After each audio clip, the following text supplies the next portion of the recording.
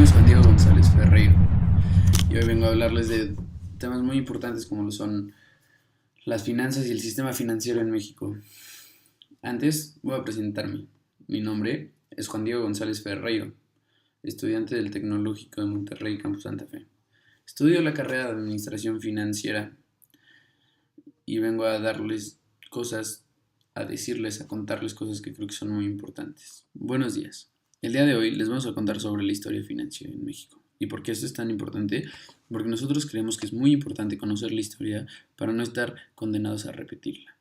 Nosotros hoy les explicaremos sobre varios agentes financieros, sobre varias empresas y sobre varios asuntos que creemos nosotros que son los más importantes para poder comprender la historia en México.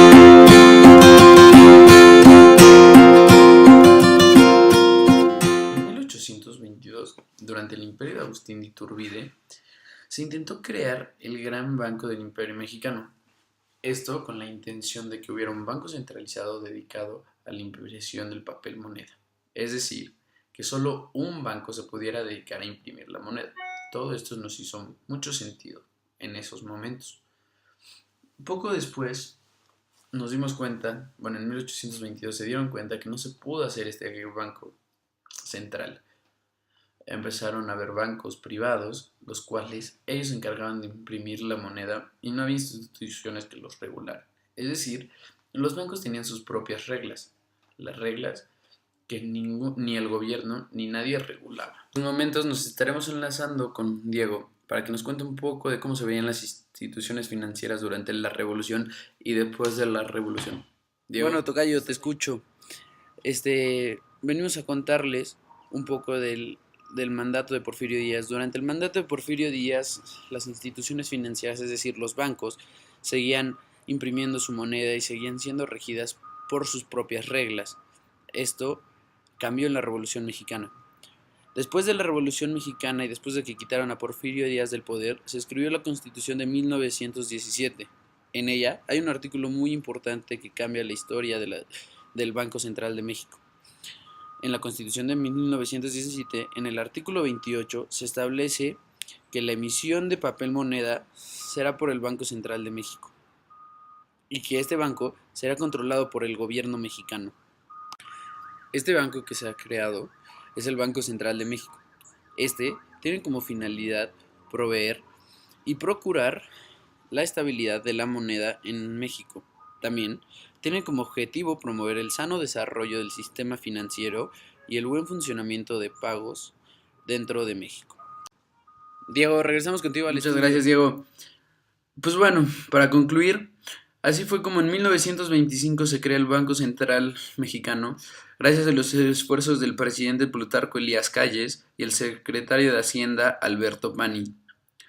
Nosotros creemos que esto es un gran acontecimiento en el sistema financiero mexicano, y por lo cual es lo que se lo mencionamos. Después de explicarles cómo se fundó el Banco Mexicano, es decir, el Banco Central, daremos un salto en el tiempo de 65 años, justo para llegar a 1990, en donde el presidente Carlos Salinas de Gortari seguía al mando. Carlos Salinas de Gortari fue un visionario. Él creó el Fondo Bancario para la Protección del Ahorro, FOAPROA. Fue un fondo de contingencia creado en 1990 para solucionar los problemas financieros extraordinarios, es decir, por si existía alguna crisis. Poco después, en 1994, en diciembre, para ser precisos, estalló una de las crisis económicas más grandes de México a causa de la inflación, endeudamiento, entre otras cosas. ¿Esto qué hace? Esto hace que los deudores de los bancos no puedan pagar sus deudas y que el banco no le pueda pagar el dinero a sus ahorradores, es decir, a la gente que mete el dinero a las instituciones financieras como lo son los bancos. En 1995 se aplica el FOAPROA para garantizar el dinero de los ahorradores. Cuando el Banco de México da un rescate de 552,000 millones de dólares para que los bancos y los ahorradores no se vayan a quiebra. Esto fue pagado en pagarés del Banco de México. Poco después, en 1998, se crea el FOGADE, Fondo de Garantía de Depósito para proteger al pequeño y mediano ahorrador Todo esto creemos que es importante, ya que en México la economía, las finanzas dependen de su gente. Esto fue todo por hoy.